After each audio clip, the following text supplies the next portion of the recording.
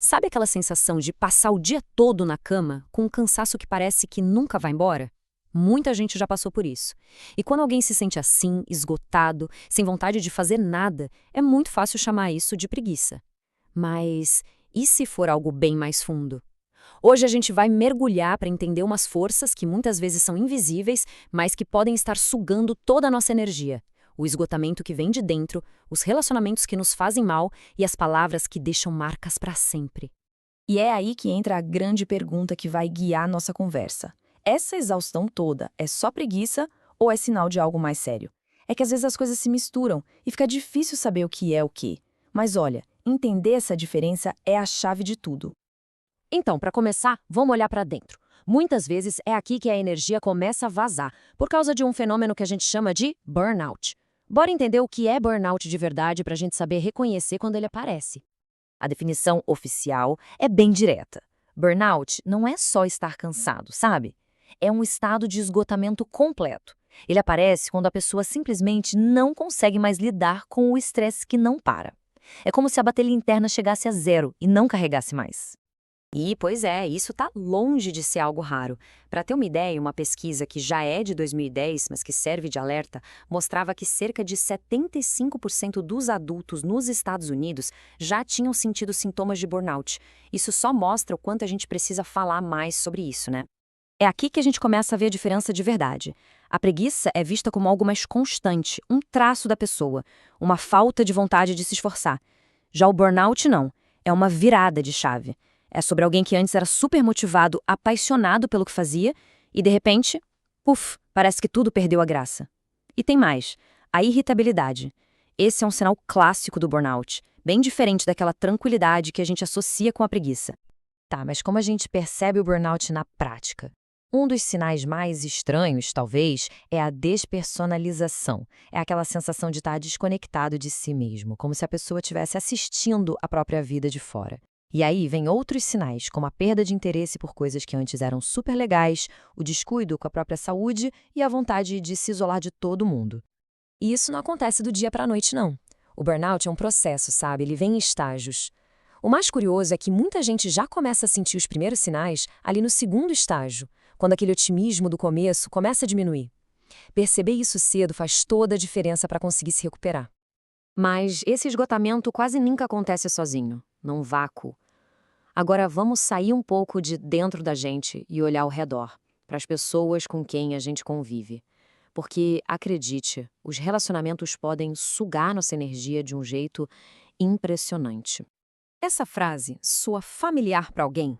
Pois é, esse é o clássico sinal daquela amizade interesseira.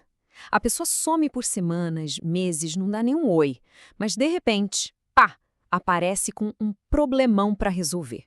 O interesse ali não é em saber como o outro está, né? É só na solução que ele pode oferecer. E que tal esse aqui? O famoso elogio que, na verdade, é uma crítica disfarçada. Parece que a pessoa está elogiando, mas no fundo tem uma alfinetada ali. Isso diz muito sobre quem fala, né? Mostra que talvez a pessoa julgue os outros com um certo desprezo ou até sinta uma pontinha de inveja. E a lista continua, viu? É a pessoa que fala mal de todo mundo pelas costas, que nunca assume a culpa de nada, que vive desmarcando em cima da hora ou que convenientemente esquece de chamar para os rolês. E a conversa? A conversa é sempre sobre ela, porque, no fim das contas, o interesse no que o outro tem a dizer é quase zero. Ok, agora a gente vai mais fundo ainda. Vamos voltar lá atrás, na infância. Porque as palavras que a gente ouve quando é criança, nossa, elas podem deixar marcas que duram a vida toda.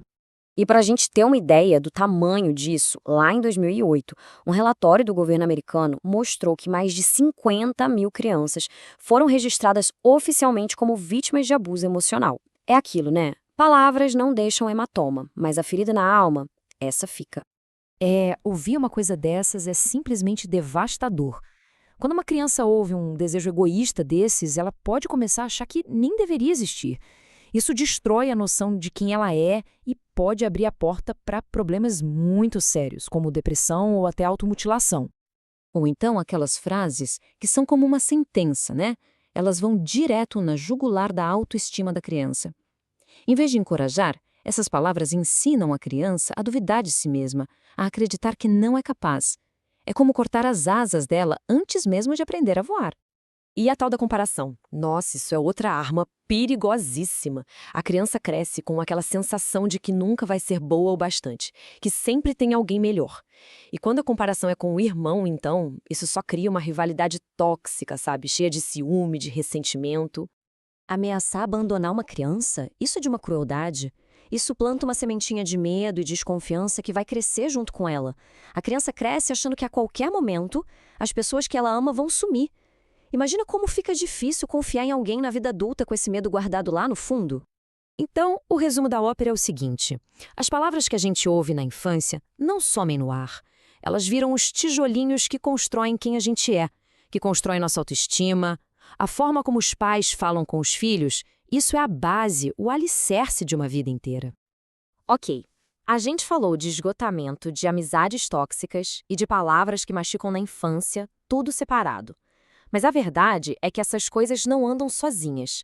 Agora chegou a hora de juntar todas as peças e entender como uma coisa leva à outra. É exatamente isso que a gente vê aqui. Pensa assim, as feridas lá da infância podem fazer com que uma pessoa acabe aceitando relacionamentos ruins na vida adulta, e esses relacionamentos, eles sugam tanta energia que podem levar direto para o burnout. É um ciclo.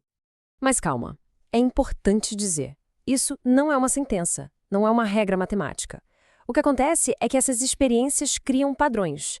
As palavras tóxicas lá da infância podem criar uma crença de que a pessoa não tem valor. E aí, com essa crença, ela pode acabar aceitando amizades que não são boas para ela ou se matando de trabalhar para provar seu valor, até não aguentar mais. E se tem uma coisa para a gente levar daqui hoje, é essa: perceber esses problemas que ficam escondidos. Dar nome aos bois, sabe? Chamar de burnout, de amizade tóxica, de ferida da infância. Esse é o primeiro passo, e talvez o mais importante de todos. Só de entender o que está rolando, a gente já começa a tomar as rédeas da situação de novo. E para fechar, fica aqui uma pergunta para a gente pensar. Quando a gente olha para a própria vida, quais são os padrões que estão definindo o nosso bem-estar hoje? O que vem de dentro, o que vem de fora, o que vem do passado e o que é do agora? Afinal de contas, entender essas forças invisíveis é o começo de tudo para a gente poder reescrever a nossa própria história. Valeu por acompanhar essa reflexão com a gente.